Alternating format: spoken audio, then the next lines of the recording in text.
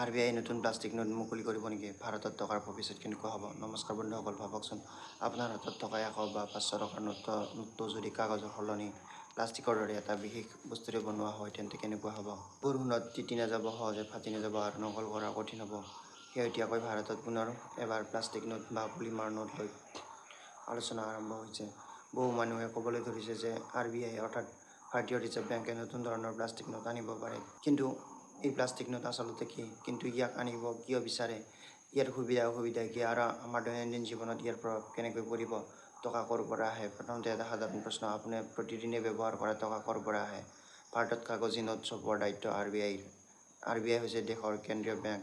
দেশত কিমান টকা চলিব, কেনেকুৱা নোট হ'ব, কি সুৰক্ষা ব্যৱস্থা লাগিব, এই সকলো সিদ্ধান্ত RBI লয়। এতিয়া ভাৰতত যি নোট ব্যৱহাৰ কৰা হয় সেইবোৰ সাধাৰণ কাগজেৰে বনোৱা নহয়।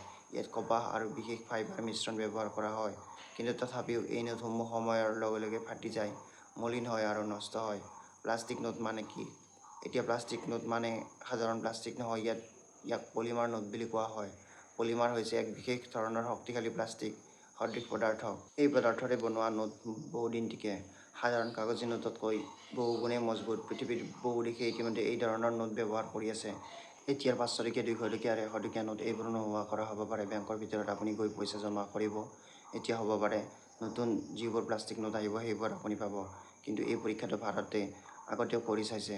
ভাৰতৰ হাতত 2012 চনতে পলিমাৰ নোট আহি গৈছিল। এখন 10 টকীয়া নোটৰ সৈতে পৰীক্ষা কৰা হৈছিল। 1 বিলিয়ন অৰ্থাৎ 100 কোটি পলিমাৰ 10 টকীয়া নোট ভাৰত চৰকাৰে কোচিন, মহীশূৰ, জয়পুৰ, ভুৱনেশ্বৰ আৰু চিমলাত মুকলি কৰিছিল। কিন্তু আপুনি ক'ব পাৰে, মইচোন ভাৰতৰ 10 টকীয়া পলিমাৰ নোট আজিলৈ দেখাই নাই। কাৰণ যেতিয়া সেই নোটবোৰ বিতৰণ কৰিবলগীয়া হৈছিল তেতিয়া সেইবোৰ ATM-ত ভৰোৱা হৈছিল। কিন্তু আমাৰ ATM মেচিনবোৰৰ ভিতৰত তেনেকুৱা প্ৰযুক্তি নাছিল যে প্লাষ্টিকৰ নোটবোৰ উলিয়াই দিব পাৰে। নেপালতো পলিমাৰ নোটৰ প্ৰৱৰ্তন কৰা হৈছিল। এবাৰ পৰীক্ষা কৰা হৈছিল। তেওঁলোকৰো যি 10 টকীয়া পলিমাৰ নোট আছিল সেয়া 2002 চনত মুকলি কৰা হৈছিল। কিন্তু জনসাধাৰণে আপত্তি কৰিবলৈ ধৰিছিল। ৰাইজে ক'লে যে এই নোটখন বৰ পিছল, হাতত যেতিয়া পইচা গণিলে ভাল নালাগে।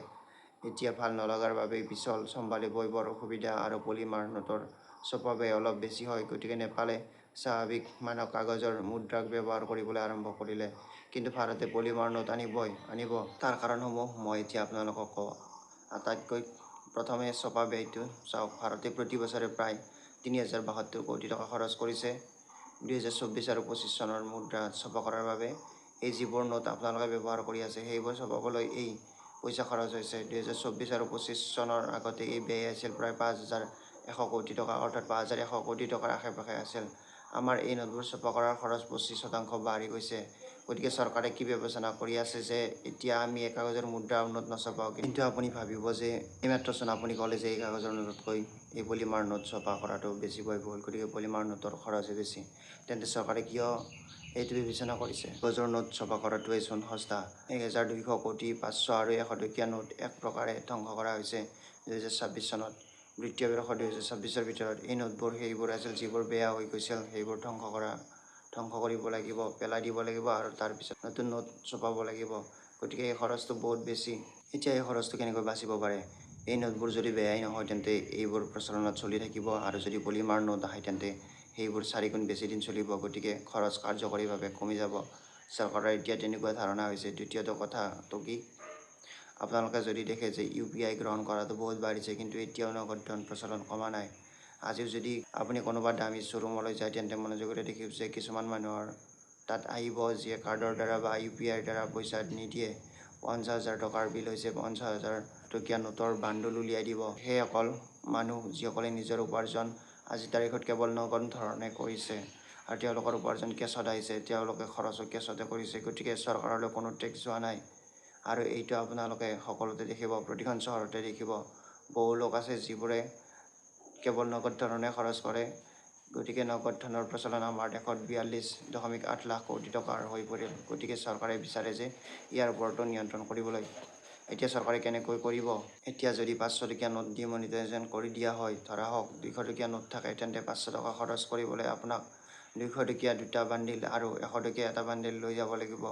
অৰ্থাৎ 500 টকা খৰচ কৰিবলৈ যিটো আপুনি UPIৰ জৰিয়তে এনেই কৰি দিলে, তাৰ বাবে আপুনি এতিয়া 3টা বাণ্ডিল লৈ যাব লাগিব। গতিকে ক'লা ধন ৰখাটো টান হৈ পৰিব। হ'ব পাৰে ভৱিষ্যতে চৰকাৰে এইটোৱে পৰিকল্পনা কৰিছে। ইয়াৰ উপৰিও আপোনালোকে যদি দেখে ভাৰতত এটা বহুত ডাঙৰ পৰিকল্পনা চলি থাকে, সেইটো হ'ল জাল মুদ্ৰা। অলপতে ধুৰন্ধৰ চিনেমাখনত আহিছিল নহয়, তাত দেখুৱাইছিল কেনেকৈ পাকিস্তানৰ পৰা পইচা ছপা হয়, জাল নোটৰ ছপা হৈ ভাৰতলৈ আহে। নিশ্চিতভাৱে পাকিস্তানৰ পৰা জাল নোট ছপা হৈ আহে। 2024-25 চনৰ ভিতৰত যিবোৰ 500 টকীয়া জাল নোট ধৰা পৰিছিল, যিবোৰ বেংকে ধৰিছিল, সেইবোৰ আছিল 2,17,000 খন। সেইবোৰ নোট যিবোৰ বেংকে জব্দ কৰি লয়। আজি যদি আপুনি বেংকত পইচা জমা কৰিবলৈ যায় আৰু ধৰি লওক আপোনাৰ 500 টকীয়া নোট এখন আছে, তেন্তে বেংকে 500 টকীয়া নোটখন ৰাখি ল'ব আৰু আপোনাক একো নিদিয়েও। নোটখন জব্দ হৈ যায়। ওলোটাই আপোনাক প্ৰশ্ন সোধা পোছা কৰা হ'ব, এই নোটখন যদি জাল হয় তেন্তে আপুনি ক'ৰ পৰা পালে? আপুনি উত্তৰ দিয়ক। এতিয়া মানুহে কি কৰে? মানুহে যদি গম পায় যে নোটখন জাল, ক'ৰবাত পইচাৰ মাজত বান্ডিলৰ মাজত ভৰাই চলাই দিবলৈ চেষ্টা কৰে। গতিকে সেইবোৰ নোট যিবোৰ বেংকে জব্দ কৰিছে, এতিয়া ভাবক প্ৰচলনত কিমান থাকিব। 2,17,000 খন নোট জব্দ কৰা হৈছিল বিত্তীয় বৰ্ষ 2024-25ত। কিন্তু আপোনালোকে যদি বিত্তীয় বৰ্ষ 25-26ৰ কথা ভাবে, 2,29,000 খন নোট জব্দ কৰা হৈছে। এতিয়ালৈকে যদি এইটো শতাংশ হিচাপত পাৰ্থক্য চায়, তেন্তে প্ৰায় 20% বাঢ়িছে। 20% বৃদ্ধিৰ জাল নোট ধৰা পৰিছে। গতিকে ভাবক প্ৰচলনত কিমান চলি আছে। এতিয়া ভাৰতৰ বাবে এইটো এটা ডাঙৰ সমস্যা। ইয়াক ৰোধ কৰিবলৈ চৰকাৰে 100% পলিমাৰ নোট লৈ আনিবই। এনেকুৱা উদাহৰণ আছেনে যিখন দেশে পলিমাৰ ভিত্তিক নোট লৈ আনিছে আৰু তেওঁলোকৰ জাল নোট তৈয়াৰ কৰাটো বন্ধ হৈ গৈছে বা কমি গৈছে? আছে কানাডাই 2011 চনৰ ভিতৰত এই পলিমাৰ ভিত্তিক নোটবোৰ উলিয়াইছিল। তাৰ আগতে তেওঁলোকৰ দেশৰ এটা ডাঙৰ সমস্যা আছিল যে তেওঁলোকৰ দেশৰ ভিতৰত যি জাল মুদ্ৰা, সেয়া বহুত বেছি প্ৰচলনলৈ আহি পৰিছিল। গতিকে আপোনালোকে যদি চাই 2001 চনৰ পৰা 2004 চনৰ ভিতৰত যি কানাডা আছিল, তাৰ জাল মুদ্ৰাৰ হাৰ সমগ্ৰ বিশ্বত শীৰ্ষত 20খন অৰ্থনীতিৰ ভিতৰত সৰ্বোচ্চ আছিল। অৰ্থাৎ আটাইতকৈ বেছি জাল নোট ধৰা পৰিছিল কানাডাৰ ভিতৰত। গতিকে কানাডাই 2011 চনৰ পিছত ক'লে যে আমি পলিমাৰ ভিত্তিক নোট উলিয়াম। তেতিয়া তেওঁলোকৰ জাল নোট প্ৰস্তুত কৰাটো কমিল। 90% তেওঁলোকৰ জাল নোটৰ ব্যৱহাৰ বন্ধ হৈছিল। 2011 চনৰ আগতে প্ৰতি 1 মিলিয়নৰ ভিতৰত 470 খন জাল নোট ধৰা পৰিছিল। আৰু যেতিয়া তেওঁলোকৰ পলিমাৰ ভিত্তিক নোট উলিয়ালে, তেতিয়া প্ৰচলনৰ ভিতৰত জাল নোটৰ যি হাৰ, সেয়া 90% কমি গ'ল। গতিকে তেওঁলোকৰ সুৰক্ষা ব্যৱস্থাটো বহুত জটিল আছিল। ভাৰতৰ বাবেও এয়া বহুত ডাঙৰ সমস্যা হ'ব পাৰে। এই জাল নোটৰ প্ৰচলনৰ ভিতৰত আছে। আজি আমাৰ কাগজৰ মুদ্ৰা ছপা খৰচ কিমান? 20 টকীয়া নোট এখন যদি আপোনালোকে দেখে, তেন্তে সেইখন 1 টকাতকৈ কম পইচাত ছপা হৈ যায়। কিন্তু তথাপিও ভাবক 20 টকীয়া নোট এখন প্ৰচলনলৈ আনিবলৈ চৰকাৰে অতি কমেও 1 টকা খৰচ কৰিবলগীয়া হয়। অনুমানিকভাৱে 50 টকীয়া নোটৰ বাবে 1 টকাতকৈ বেছি, 100 টকীয়া নোটৰ বাবে 2 টকা আৰু 200 টকীয়া নোটৰ বাবে 2 ৰ পৰা 3 টকা খৰচ হয়। 500 টকীয়া নোট ছপা কৰা খৰচো প্ৰায় 200 টকীয়া নোটৰ সমানে। কিন্তু এই খৰচটো এবাৰ বাঢ়িব। এককালীন বাঢ়িব যেতিয়া পলিমাৰ ভিত্তিক নোটবোৰ আহিব। কিন্তু তাৰ দ্বাৰা কি হ'ব? যিহেতু সেইবোৰ 4 গুণ বেছি দিন চলিব, দীৰ্ঘদিনভাৱে চৰকাৰৰ ছপা খৰচ বাঢ়ি যাব। কিন্তু যি জাল নোটৰ সমস্যা সেইটো কানাডাৰ বন্ধ হৈছে, তেন্তে আমাৰো কমিব পাৰে। কোন দেশে প্লাষ্টিক নোট ব্যৱহাৰ কৰে? অষ্ট্ৰেলিয়া আছিল প্ৰথম দেশ যিয়ে পলিমাৰ নোট ব্যৱহাৰ আৰম্ভ কৰিছিল। তাৰ পিছত Canada, United kingdom, New Zealand, Singapore, Romania আদি বহু দেশে এই নোট ব্যৱহাৰ কৰিছে। এই দেশবোৰে দেখিছে যে প্লাষ্টিক নোট অধিক দিন টিকে আৰু জাল নোটৰ সমস্যা কমায়। ভাৰতত এই ধাৰণা কেতিয়া আহিছিল? বহুতে ভাবে এইটো একেবাৰে নতুন কথা। আচলতে তেনে নহয়। 2012 চনতে RBI কিছুমান চহৰত পৰীক্ষামূলকভাৱে পলিমাৰ নোটৰ বিষয়ে চিন্তা কৰিছিল। তেতিয়া লক্ষ্য আছিল নোটৰ আয়ুস বৃদ্ধি কৰা, জাল নোট কমোৱা। ফলত ই অধিক পৰিষ্কাৰ দেখা যায়। দীৰ্ঘম্যাদত খৰচ কম। প্ৰথমতে প্লাষ্টিক নোট বনাবলৈ খৰচ বেছি হ'ব পাৰে, কিন্তু যিহেতু ই বহুদিন টিকে, সঘনাই নোট ছপাব নালাগে, ফলত দীৰ্ঘম্যাদত চৰকাৰৰ খৰচ কমিব পাৰে। প্লাষ্টিক নোটৰ বিশেষ বৈশিষ্ট্য কি?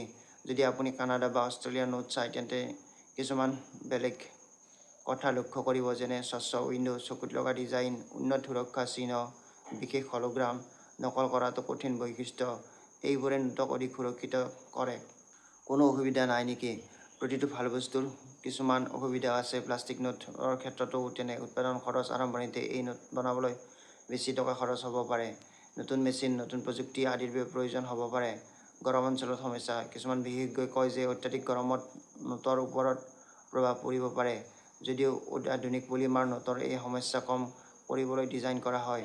পুনৰ ব্যৱহাৰৰ প্ৰক্ৰিয়া। কাগজী নোট ধ্বংস কৰাৰ প্ৰক্ৰিয়া আৰু পলিমাৰ নোট ধ্বংস কৰাৰ প্ৰক্ৰিয়া একে নহয়। সেয়েহে নতুন ব্যৱস্থা গঢ়ি তুলিব লাগিব। ডিজিটেল যুগত নোটৰ প্ৰয়োজন আছেনে? এতিয়া বহু মানুহে ক'ব পাৰে UPI আছে, গুগল পে' আছে, ফোনপে' আছে, তেন্তে নোটৰ প্ৰয়োজন কি? সঁচাকৈ ভাৰতত ডিজিটেল পে'মেণ্ট বাঢ়ি গৈছে।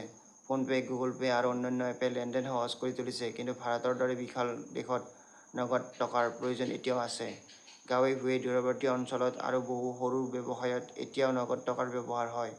সেয়েহে নোট সম্পূৰ্ণৰূপে শেষ হোৱাৰ সম্ভাৱনা এতিয়াও নাই। যদি নতুন প্লাষ্টিক নোট আহে, আমি কি কৰিব লাগিব? আচলতে সাধাৰণ মানুহৰ বিশেষ একো কৰিব নালাগে। যেতিয়া RBI নতুন নোট মুকলি কৰিব, লাহে লাহে সেই নোট বজাৰত আহিব। আপুনি ATM, বেংক লেনদেনৰ জৰিয়তে সেই নোট পাব। পুৰণি নোট তৎক্ষণাত বন্ধ নহয়। দুই ধৰণৰ নোট কিছু সময়ত একেলগে চলিব পাৰিব। প্লাষ্টিক নোটৰ এটা ডাঙৰ উদ্দেশ্য হৈছে জাল নোটৰ সমস্যা কমোৱা।